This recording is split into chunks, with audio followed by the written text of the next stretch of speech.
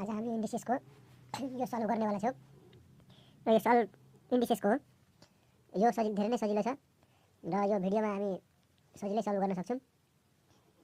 ल सुरु गरौँ त। पहिला जे दिएको छ 2 को पावर x प्लस 2 को पावर माइनस x बराबर 2। लेट नगर्ने, पहिला 2 को पावर x प्लस यो 2 को पावर माइनस x भनेको 1 बाई 2 को पावर x लेख्न मिल्छ र बराबर 2। अब लेट गर्ने, लेट के गर्ने, यो 2 को पावर x यो त त्यतिकै सल्भ हुँदैन। 2 को पावर x लाई a मान्ने भने 2 को पावर x लाई a मानिसकेपछि a plus 1 by a बराबर 2 लेख्न मिल्छ। और यहाँ a प्लस 1 बाई a जो बिचमा एलसीएम लिने, एलसीएम कसरी लिने भनेपछि यसले योसँग मल्टिप्लाई गर्ने र यसले योसँग मल्टिप्लाई गर्ने र यहाँ के छैन भने 1 छ, 1 इन्टु a भयो, a into a square plus 1 into 1 1 बराबर 2। र यो भनेको हाम्रो केमा छ, डिभाइडमा छ, उता गएर के हुन्छ मल्टिप्लाई हुन्छ।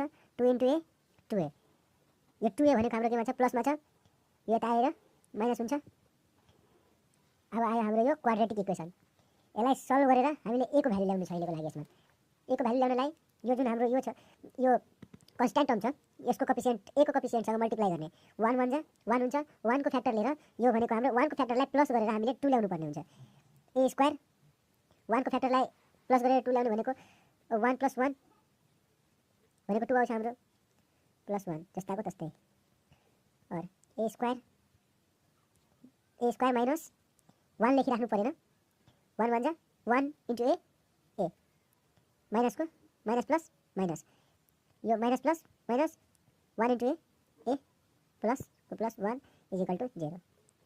और a स्क्वायर माइनस a बाट a कमन लिँदा a त कमन आइसक्यो, के बच्यो माइनस 1। यहाँ केही कमन छैन भने माइनस छ, माइनस कमन लिने, केही छैन भने 1, a minus 1 is equal to 0। और अब पहिला यो सेम भयो भने मात्रै हाम्रो यो क्वाड्रेटिक इक्वेसन सही छ भन्ने बुझ्नुपर्छ। a माइनस 1 सेम अनि बाँकी रहेको हाम्रो a माइनस 1, यो भनेको हाम्रो सेम सेम आयो, त्यही भएर आइदर अर चाहिँ गरिराख्नु पर्दैन, आइदर एउटा लिँदा पनि हुन्छ। a minus 1 is equal to 0, therefore a को भ्यालु हाम्रो कति आयो 1। अब हामीले a लाई त हामीले 2 को पावर x लेट गरेको छौँ, हामीलाई भ्यालु के को चाहियो x को। Now a is equal to 1 त आयो, a भनेको हाम्रो कति हो 2 को पावर x बराबर 1। और 2 को पावर x यसलाई पनि त्यही फर्ममा लगाउनु पर्यो। अब 1 लाई हेर्ने, 1 2 को पावर कति गर्दा भन्नुहुन्छ, 2 को पावर 0 भनेको कति हुन्छ हाम्रो